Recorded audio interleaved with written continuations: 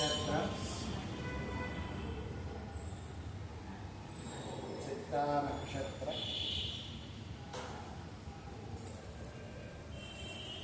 ప్రథమ అటు నుంచి దిగాలి. చరణ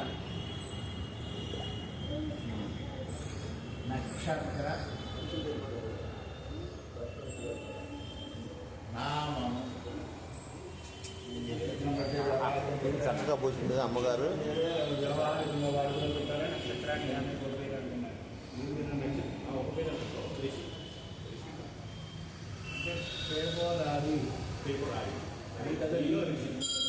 వీ మీదకి వెళ్ళారు మీరు. రిషిత్ అని చెప్పండి రాజు అనుకుంటున్నారు.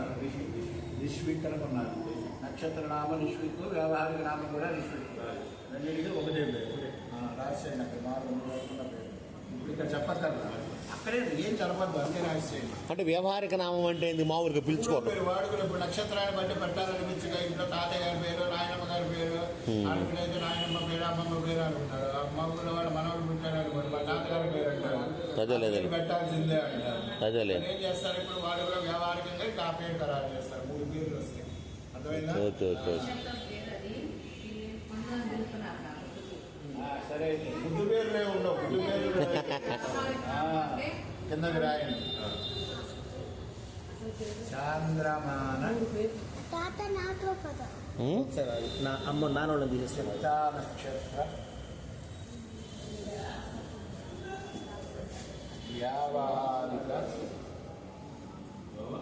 వ్యావహారిక నామము. అబ్బాయికి ఏం పేరు అనుకున్నారు? వ్యవహారిక నామము. సభా సకల సత్పురుషమంటే నామం పఠిత్వా లిఖిత్వా. మీరు ఏమనుకుంటున్నారో ఆ పేరు గట్టిగా అక్షరాలు చెబుతూ ఆ అక్షరాలు అక్కడ రాయాలి. పేరు చెప్తూ ఏం పేరు అనుకున్నారో మొత్తం పేరు అంతే. ఒక్క రిష్వికే. ఇంటి పేరు, ఆ పేరు, ఇంకేమీ లేవు. ముందు వెనక వెంకట కానీ, అనంతుడు కానీ, శ్రీనివాసుడు కానీ ఏమీ లేవు. 3 అక్షరాలు రిష్విక్. అలానే కాదు, క్లారిటీ ఉండాలి. మళ్ళీ ఏమంటే ముందు రద్దు ఎందుకు రాయించలేదు అడిగారు ఒక పెద్ద సమాధానం. రిష్విక్ మీనింగ్ చెప్పండి మీరు. Rishvik meaning Telugu meaning. విష్ణుమూర్తి పేరు పెట్టుకున్నారు. విష్ణుమూర్తిలో టెస్టే చేస్తున్నా నిజంగా. ఆయనకి తెలుసా లేదని.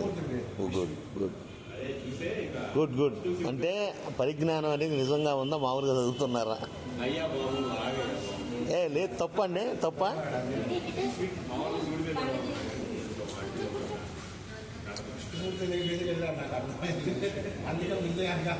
అంటే మావాడు ఏంటంటే శివుడి పేరు కూడా చివరిలో వచ్చినట్టు పెడదాం అనుకున్నాడు. ఆ పా మీద అన్నారు కదా, దొరకలా. అది కూడా శివుడికే దొరికి. అబ్బాయి శివుడు ఒకసారి అబ్బాయి పేరు చెప్పండి. అలాగే పట్టుకొని అబ్బాయి పేరు చెప్పండి. మా బాబు గురించి ఎత్తుకొని చెప్పండి, పేరు చెప్పండి.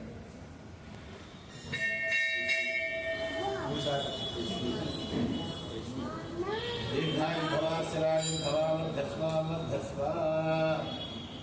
ఆ ఉగ్రాన్ని తీసి ఈ ఆకులో పెట్టండి. 4 పూలు పెట్టండి. విష్ణుమూర్తి దేవ వెంకటేశ్వర